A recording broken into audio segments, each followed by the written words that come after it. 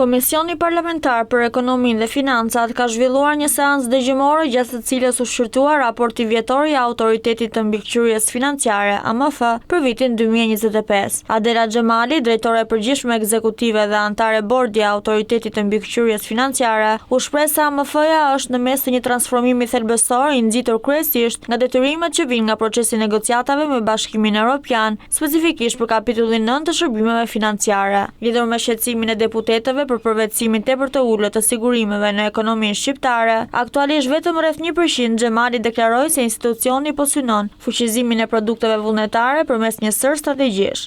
Plani i AMF-s mbështetet në zhvillimin e produkteve vullnetare, edukimin financiar, digitalizimin, skemat për sigurimin e pronës, katastrofat natyrore dhe bujqësinë, si dhe produktet e tjera të jetës. Pra, ajo që bën autoriteti praktikisht është që përpiqet maksimalisht që të krijojë bazën ligjore dhe rregullatore.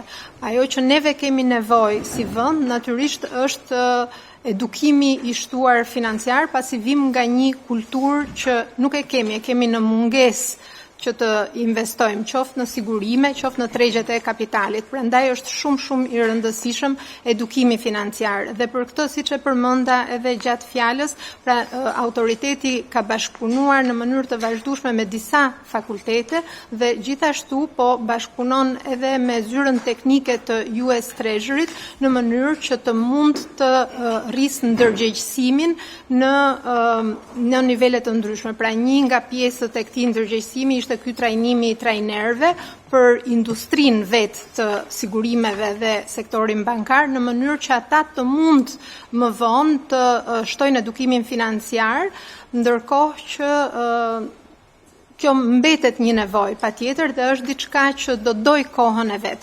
Por institucioni aktualisht nga këndvështrimi i transpozimit dhe këtu do t'i rikthehem ndoshta si përgjigje disa herë, pasi neve përgjatë vitit 2026 do të transpozojmë pjesën më të madhe të direktivave që kanë të bëjnë me tregjet financiare. Pra siç e përmenda, autoriteti drejton kapitullin 9, që janë shërbimet financiare, ku brenda këtij kapitulli është Banka e Shqipërisë, autoriteti dhe ASD-ja. Dhe këtu Mëtej, Xhamali bëri me dije se po punohet intensivisht për implementimin e kornizës rregullatore Solvency 2, një standard i kërkuar nga Bashkimi Evropian që do të ndryshojë rrënjësisht mënyrën se si vlerësohen aktivet dhe rreziqet e kompanive të sigurimit. Sipas saj, ky sistem do të penalizojë kompanitë që kanë përqendrim të lartë të kapitalit në pasuri të paluajtshme jo likuide.